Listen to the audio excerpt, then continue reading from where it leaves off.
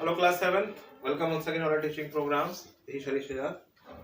Students, today we will discuss the 28th chapter of Civic, that is Unpacking Gender. And today we will sum up the lesson and we will discuss the point one by one. So let's start. From page number 219, the topic is efforts made by government for gender equality and improvement of women. Improvement of women. So topic पे आते हैं. I will explain one by one and I will explain only the headlines. Okay, you have to read the chapter yourself, because when you read the chapter you will get the meaning properly, and I will explain the topics, and that will be very good for you and beneficial for you students. Okay, so keep listening carefully. Government के द्वारा क्या efforts किए गए, क्या प्रयास किए गए जिससे महिलाओं में इम्प्रूवमेंट किया जा सके, यानी कि उसकी स्थिति में सुधार किया जा सके. तो सबसे पहला पॉइंट है women were given the equal rights to vote. I think we have done it. So we have to start from the women's movement, but whereas also we have discussed it, but let me tell you in very short about. Women were given the equal rights to vote. माने महिलाओं को vote देने का अधिकार दिया गया. यानी पहले ये 21 साल था, उसका फिर इसको घटा करके 18 साल कर दिया गया. Second, equal share in property of her parents. उसके बाद में स्त्रियों को जो पहले उनके माँ बाप की प्रॉपर्टी में हिस्सा नहीं मिलता था, लेकिन उसके बाद फिर उनको हिस्सा मिलने लगा. जैसे 2005 का हिंदू उत्तराधिकारी अधिनियम, 2005 हिंदू कोड बिल, वो ये कहता है कि हिंदू उत्तराधिकारी अधिनियम 2005 में जो पास हुआ था, उसमें ये बताया गया था कि जो बेटियां हैं वो भी अपने माँ बाप की पैतृक संपत्ति में बराबर की हिस्सेदार हैं, चाहे उनकी शादी हुई हो या ना हुई हो. वुमेन्स एजुकेशन, महिलाओं की शिक्षा पे बच्चों काफी सारा जोर दिया जा रहा है. बेटी पढ़ाओ बेटी बचाओ बेटी पढ़ाओ के स्लोगन्स आपको देखने को मिल जाएंगे. और उनके यहाँ सीट्स भी जो है काफी सारे रिजर्व कर सकी है कि जो महिलाओं के लिए कॉलेजेस हैं, स्कूल्स हैं वगैरह, काफी सारे जो है फैक्टर्स जो है गवर्नमेंट के द्वारा किए गए हैं. अब इसके बाद में विमेन्स मूवमेंट.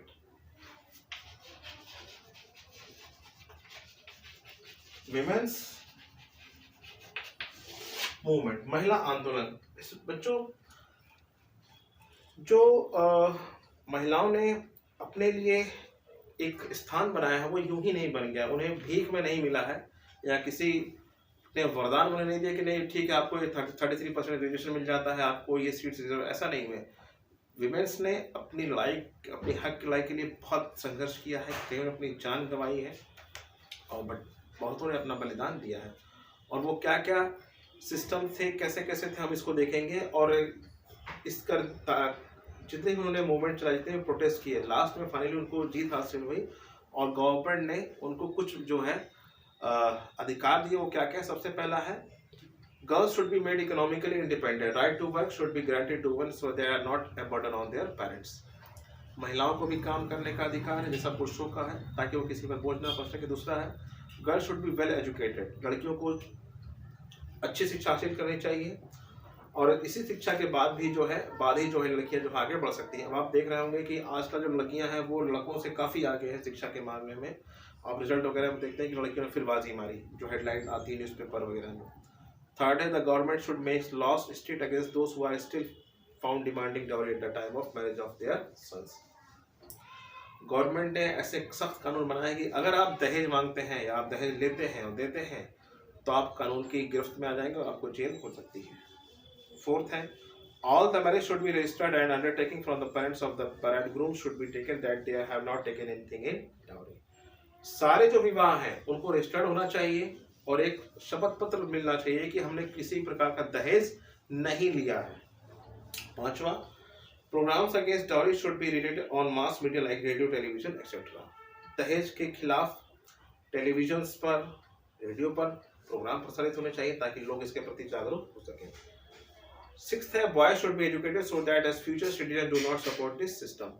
हमारे घर में ही लड़कों को शिक्षित करना चाहिए और हमारे घर में ही शिक्षा देनी चाहिए कि बच्चों ये जो डिस्क्रिमिनेशन है, जो सेक्स बेस्ड डिस्क्रिमिनेशन है कि नहीं होना चाहिए। महिला और पुरुष दोनों बराबर हैं, दोनों एक दूसरे के पूरक हैं और दोनों गाड़ी के दो पहिए हैं जिस पर जो है एक फैमिली रन करती है, तो दोनों का ही इक्वल शेयर है। इसके बारे में बात करेंगे हम जेंडर डिवीजन ऑन लेबर।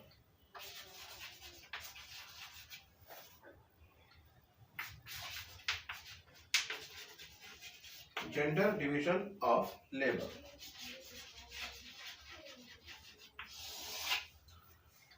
अब इसका टॉपिक का मतलब ये समझिए बच्चों की जो जेंडर डिवीजन ऑफ लेबर है वो ये बताता है कि किस तरीके से जो है काम का बंटवारा जेंडर बेस्ड पे होता है। इसमें आप देखेंगे पाएंगे कि लड़कियां जो होती हैं वो घर के सारे काम करती हैं, झाड़ू पोछा करना, बर्तन धोना, छोटे बच्चों की देखभाल करना, खाना बनाना, सफेद कपड़े धुलना, यानी वो 24 घंटे फ्री नहीं है। वहीं जेंट्स जो हैं वो सुबह बाहर निकले, काम का वगैरह करके आए, फिर वो घर में आराम करते हैं। बाकी महिलाओं को जो है पूरा दिन भर जो है काम करना पड़ता है, उसके बावजूद भी वो अपना स्कूल वगैरह का काम करती हैं।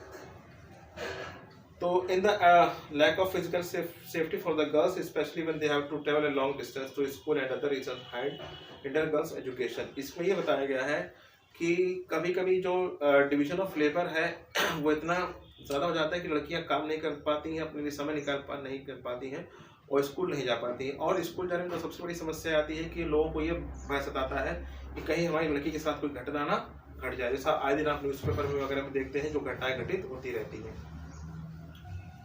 In the urban areas, however, there is a visible difference in the opportunities that girls get education and employment, though the figures of girls would still be low। शहरों में आप ये देखेंगे कि जो शिक्षा का स्तर है वो लड़कियों में काफ़ी बढ़ करके सामने आया है। पेरेंट्स जो अपने बच्चियों को शिक्षा दिलाने में आगे हैं, वहीं गांव देहात में ये रेशियो अभी बहुत कम है। उसके बाद में देखेंगे for instance in the central board of secondary examination for grades 10 and 12 which are at an all India level, girls have for over a decade now bagged almost all the top position। इसके बावजूद भी जैसे अभी मैंने आपको बताया कि CBSE में 10th और 12th का जो बोर्ड होता है उसमें लड़कियां ही हावी रहती हैं, लड़कियों का परसेंटेज होता है वो ज़्यादा आता है। As a result of the fight for women's right in increasing participation of women in various professions, rights to vote, women have broken the shackles and to some extent they have come out of their shell to which they were restricted earlier। इसके बाद जो women empowerment है बच्चों, यानी जो women's movement है, उसमें जो महिलाओं का ताकत है या आप ये कह लीजिए जो उनका सशक्तिकरण है वो काफ़ी बढ़ करके सामने आया है। उन्होंने जो पुरानी जंजीरें थी उसको तोड़ करके जो है आगे आई और जो उसके बाद में जो उनको मिलना चाहिए था, जो हक उनको मिलना चाहिए था वो उन्होंने प्राप्त किया। जैसे मैंने आपको बताया कि उनको किसी वरदान में नहीं मिला, उन्होंने इसको हासिल किया है। और यही नहीं है, however this is not the end and does not give us reason enough to rejoice। यही आकर के जो है सब कुछ समाप्त नहीं हो जाता है। जो कंडीशन आज भी कुछ ऐसे कंट्रीज हैं हमारे देश में, कुछ ऐसी जगह हैं, जो कुछ ऐसी जातियां जनजातियां हैं जहां आज भी औरतें जो हैं पुरुषों के मुकाबले काफ़ी नीचे स्तर पर जी रही हैं, तो उनको सुधारने की ज़रूरत है। जैसे कहने का मतलब है कि चलिए ठीक है, ऊपर ऊपर जो है आपने चेंजेस ला दिए, लेकिन कंडीशन तब सुधरेगी जब एकदम डीप में जाकर के आप चेंजेस लाएंगे। लास्ट में बच्चों, role of gender in creating inequality. अब जेंडर का क्या रोल है इनइक्वालिटी क्रिएट करने में, थोड़ा समझ लीजिए। There is no denying that the fact that gender has played a great part in creating inequality in the society and resulted in the backwardness of the women in economic field. In the context of the developing world, lack of education has pushed many women into the economy as domestic helpers, laborers, vendors, etc. Their work in the fields is not much appreciated and recognized, just as women's household work is hardly recognized. So is the case outside her house. They often do not get protection from unions और employment loss. Gender जो लिंग पर भेद है, यानी कि जैसे महिलाओं के साथ जो दुर्व्यवहार होता है या उनको कम आंका जाता है, वो इस कदर हो गया है कि पूरी दुनिया में आज भी जो महिलाएं ऑफिस में काम करती हैं वो सुरक्षित अपने आप को नहीं महसूस करती हैं, या उनके काम की तारीफ नहीं होती है, या उनको इस काबिल समझा जाता है कि भाई तुम लेडीज़ हो, तुम ये काम नहीं कर सकती हो। हालांकि वो काम काफ़ी ज़्यादा एफिशिएंसी से करती हैं। और तो और जो वो घर पे काम करती हैं, जो हाउस होल्ड वर्क करती हैं, उसका भी उनको क्रेडिट नहीं दिया जाता है। तो ये सारा जो है एक जेंडर इनइक्वालिटी को जो देता है। भाई जैसे कोई आदमी अगर काम कर रहा है, आप उसको हमेशा डिमोरलाइज करोगे तो जाहिर सी बात है वो टूट जाएगा और फिर वो किसका किसी भी काम में मन नहीं लगेगा, अगर वो चाह कर के भी अपने आप को आगे नहीं बढ़ा सकता है। लास्ट पर अगर आप देखेंगे, इन recent in-depth report called Engendering Development released by the World Bank suggested that the gender equality is key to effective development in any society. It states that the societies which promotes women's rights and increase their access to resources enjoy lower poverty rates, faster economic growth and less corruption than countries had do not. World bank ने अपनी एक report जाहिर की है जिसमें ये बताया कि जिस कंट्री में या किस कम्युनिटी में लोग महिलाओं को आगे लाया जाता है तो वहाँ की इकोनॉमिक कंडीशन ज़्यादा अच्छी तरीके से होती है। फॉर एग्जांपल आप देखिए, अगर किसी फैमिलीज में हस्बैंड वाइफ दोनों कमाते हैं तो उनका इकोनॉमिक कंडीशन काफ़ी बेटर होगा। ये तो हो गया एक पॉइंट। दूसरा पॉइंट ये कि अगर महिला अधिकारी है तो वह घूस नहीं लेगी, भ्रष्टाचार कम होगा। वहीं पुरुष जो होते हैं वो घूसखोर होते हैं, या ये कहना थोड़ा सा ज़्यादा हो जाएगा, घूसखोर होते हैं, लेकिन पुरुषों में ये प्रवृत्ति ज़्यादा होती है। वहीं जो महिलाएं होती हैं, लेडीज़ होती हैं, वो सहज होती हैं, और इस टाइप की अगर उनको एम्प्लॉयमेंट में जगह दी जाए तो हो सकता है काफ़ी हद तक करप्शन को रोका जा सकता है। और देखिए, जो एफिशिएंसी होती है कुछ फील्ड्स में लेडीज़ जो है ज़्यादा अच्छे तरीके से काम कर सकती हैं, और वो कंट्री के ग्रोथ में काफ़ी सहायक होगा। तो नो डाउट कि जो जेंडर बेस्ड इक्वलिटी है वो ख़त्म होनी चाहिए, और फीमेल्स को भी बराबर हिस्सा मिलना चाहिए, उनको बराबर अपॉर्चुनिटी मिलनी चाहिए। So that is all for today's video, students. We have concluded the 28th chapter of civics, that is unpacking gender. And what you have to do, you have to do the exercise in your SW.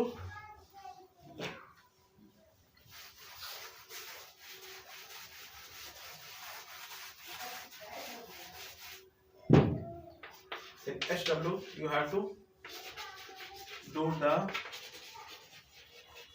exercise of chapter 28, and soon I will provide you the exercise of question answer in your PDF mode. So once again, thanking for watching and listening, student. Stay home, stay safe.